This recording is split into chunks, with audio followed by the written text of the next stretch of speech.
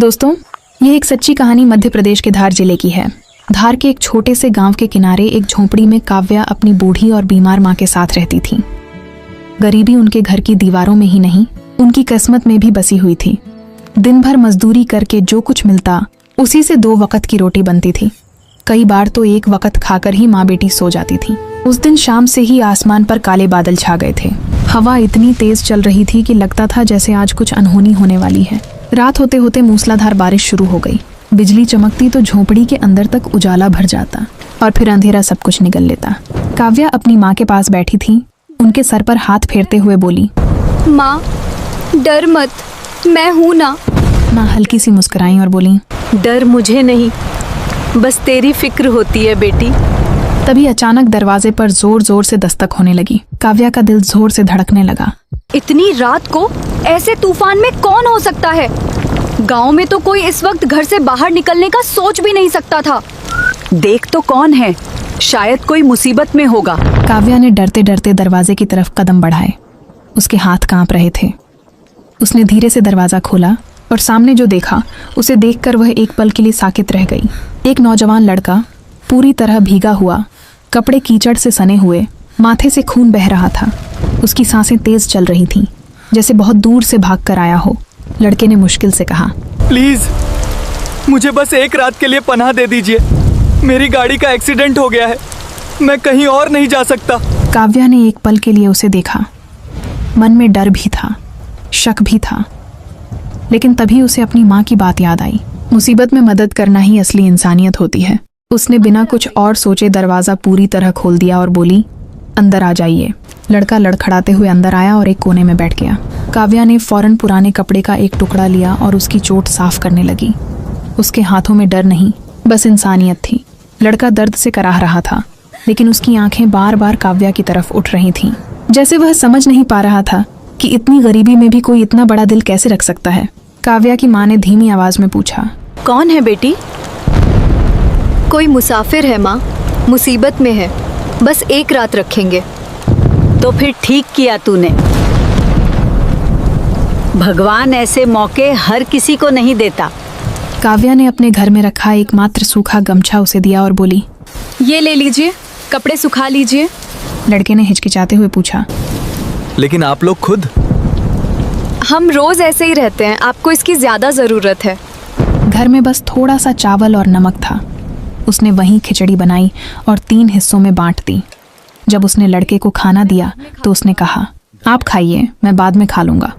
काव्या ने थोड़ा सख्त होकर कहा, यहाँ मेहमान पहले खाता है। लड़का चुपचाप खाना खाने लगा। हर निवाले के साथ उसकी आंखें भरने लगीं। शायद उसने जिंदगी में पहली बार ऐसा खाना खाया था जिसमें जायके से ज्यादा अपनापन था। रात गहराती गई। बाहर तूफान और तेज हो गया। झोंपड़ी हिल रही थी, लेकिन अंदर एक अजीब सी शांति थी। काव्या ने उसके लिए जमीन पर बोरी बिछा दी और खुद दरवाजे के पास बैठ गई। लड़के ने पूछा, आप सोएंगी नहीं? काव्या ने कहा, आदत है। कुछ पल खामोशी रही। फिर लड़के ने धीरे से कहा, आपने मुझसे कुछ पूछा नहीं। मैं कौन हूँ, कहाँ से आया हूँ? काव्या ने बिना उसकी तरफ देखे जवाब दिया, जरूरत नहीं लगी। इंसानियत के लिए पहचान जरूरी नहीं होती। उसकी यह बात सुनकर लड़का बिल्कुल चुप हो गया। शायद उसके पास उसका कोई जवाब नहीं था।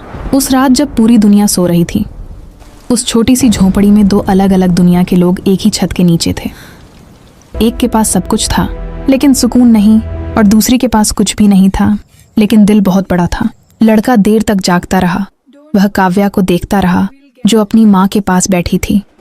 उसकी आंखों में कोई लालच नहीं, कोई उम्मीद नहीं, बस एक सच्चाई थी। उसने मन ही मन सोचा, मैंने जिंदगी में बहुत कुछ देखा है लेकिन ऐसा दिल कभी नहीं देखा। धीरे धीरे रात बीत गई। सुबह की पहली किरण झोंपड़ी में आई। जब काव्या उठी तो उसने देखा वह लड़का जा चुका था। बस एक साफ किया हुआ कोना, तह किया हुआ गमछा और मिट्टी पर बने कुछ हल्के से कदमों के निशान रह गए थे। काव्या ने एक पल के लिए दरवाजे की तरफ देखा, फिर चुपचाप अपनी माँ के पास आकर बैठ गई।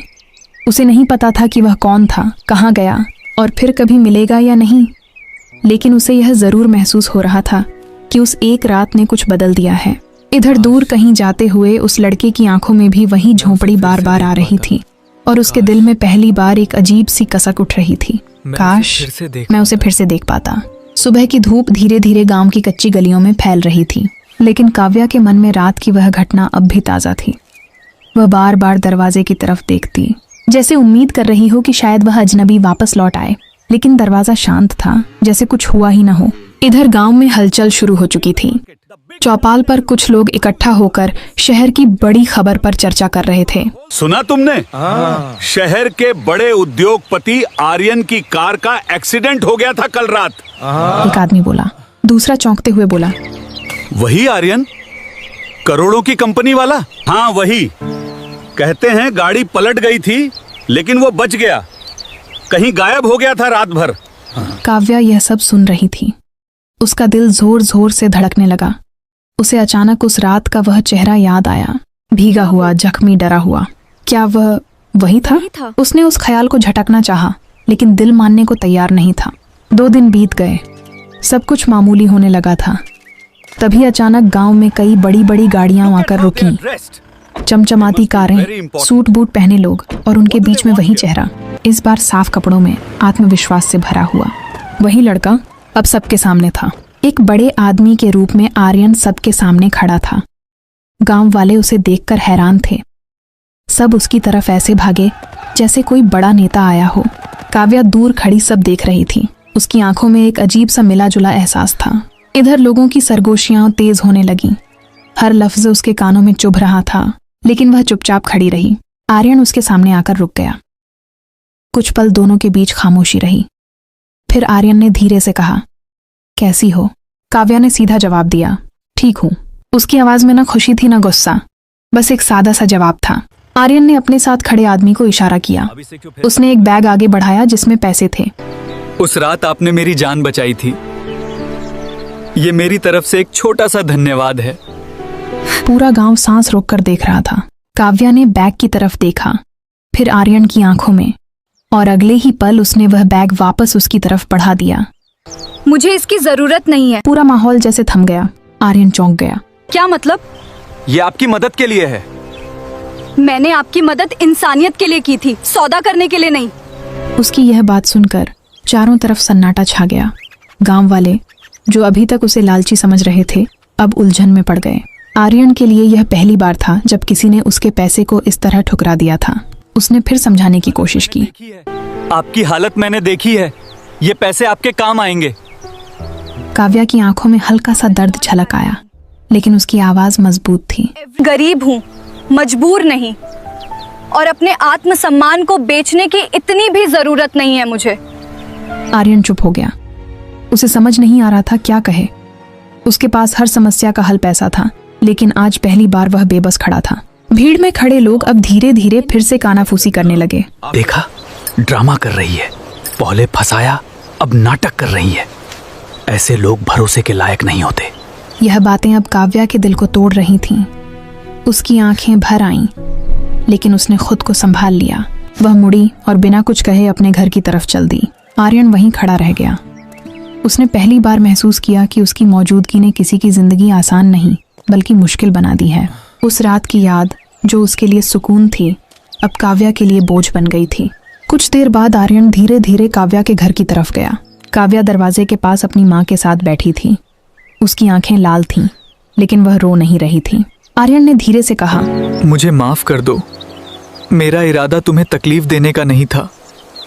काव्या ने उसकी तरफ देखे बिना कहा, आपको माफी मांगने की जरूरत नहीं है। आपने वही किया जो आपकी दुनिया सिखाती है। और तुम्हारी दुनिया क्या सिखाती है? मेरी दुनिया सिखाती है कि मदद की कीमत नहीं होती। यह सुनकर आर्यन के पास कोई जवाब नहीं था। वह कुछ पल खड़ा रहा, फिर धीरे से बोला, अगर कभी जरूरत पड़े तो मुझे बताना। जरूरत होगी तो भगवान किसी को भेज देगा। उसकी यह बात आर्यन के दिल में गहराई तक उतर गई। वह चुपचाप वहां से चला गया, लेकिन इस बार उसके कदम भारी थे। गाड़ी में बैठते ही उसने आखिरी बार उस झोंपड़ी की तरफ देखा।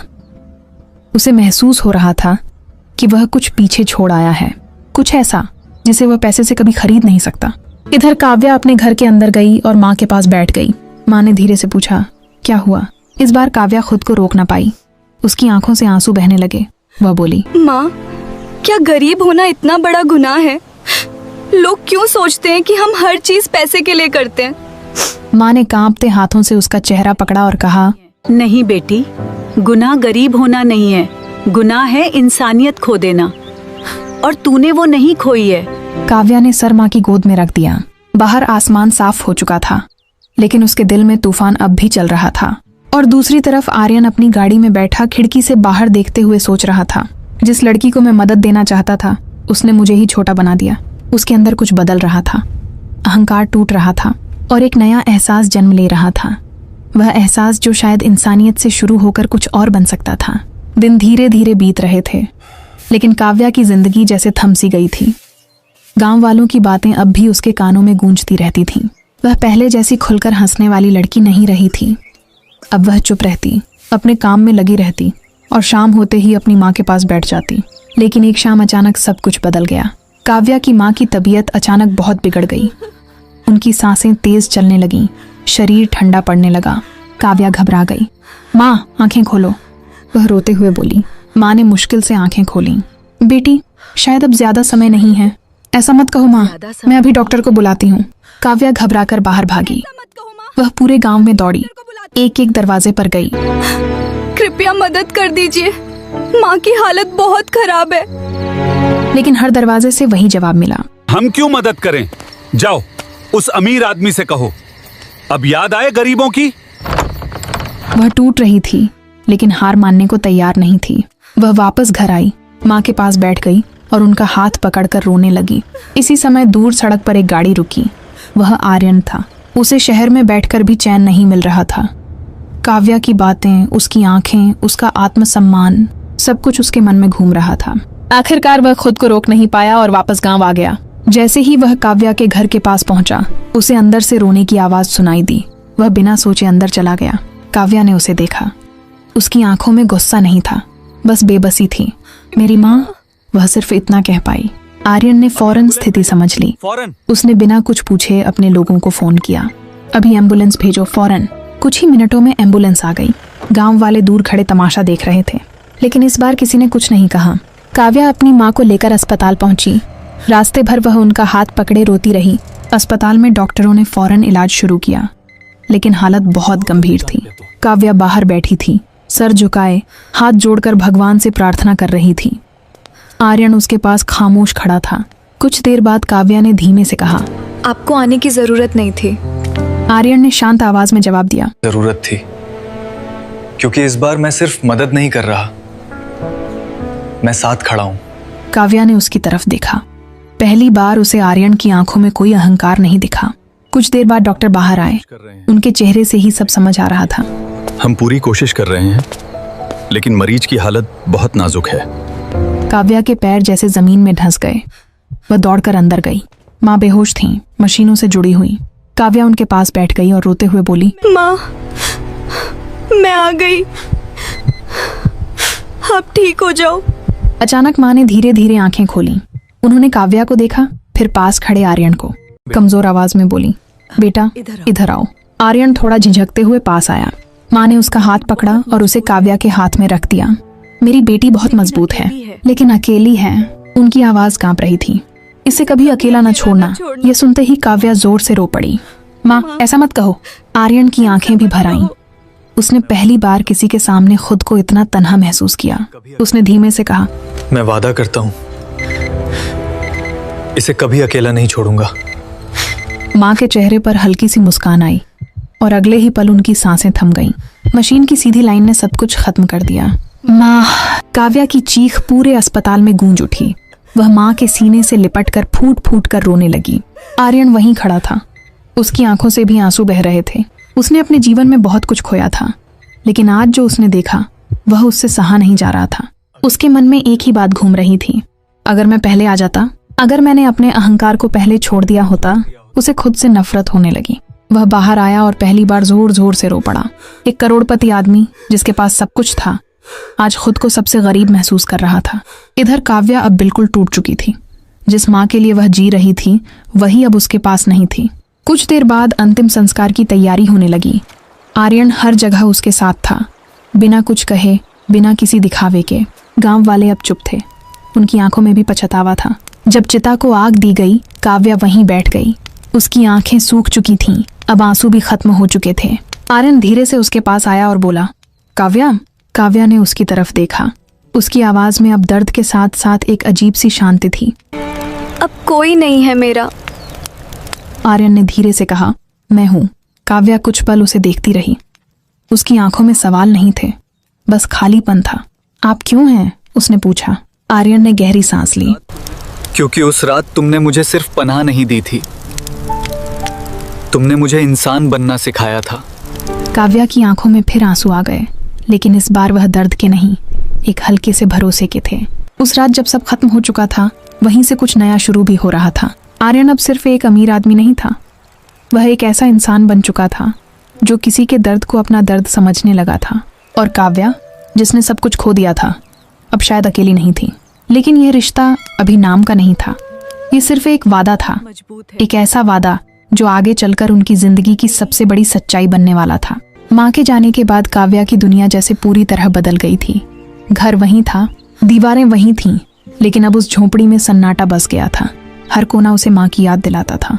चूल्हे की राख, खाट का खाली हिस्सा और वह पुराना गमछा, सब कुछ जैसे उससे सवाल करता था, अब आगे क्या? कुछ दिनों तक काव्या बिल्कुल चुप रही, न किसी से बात, न कहीं आना जाना, बस दिन भर माँ की यादों में खोई रहती। आर्यन रोज आता, लेकिन कभी उस पर अपनी मौजूदगी थोपता नहीं था। वह बस दूर बैठकर देखता रहता, जैसे किसी टूटे हुए इंसान को खुद को संभालने का वक्त दे रहा हो। एक दिन शाम को जब सूरज ढल रहा था, आर्यन चुपचाप काव्या के पास आकर बैठ गया। कुछ देर दोनों के बीच खामोशी रही। फिर आर्यन ने धीरे से कहा, यहाँ रहकर तुम हर दिन टूटती रहोगी। काव्या ने बिना उसकी तरफ देखे जवाब दिया, और कहीं जाऊंगी तो क्या माँ की यादें छूट जाएंगी? यादें कभी नहीं छूटती, लेकिन उनके साथ जीना सीखना पड़ता है। काव्या ने पहली बार उसकी तरफ देखा। उसकी आंखों में दर्द था, लेकिन अब उसमें एक सवाल भी था, क्या सच में जिंदगी फिर से शुरू हो सकती है?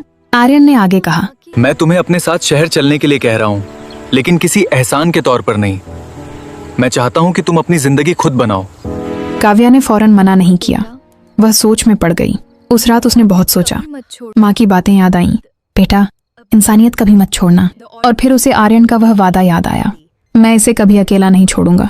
अगली सुबह काव्या ने अपना छोटा सा सामान उठाया और झोंपड़ी के दरवाजे को आखिरी बार देखा।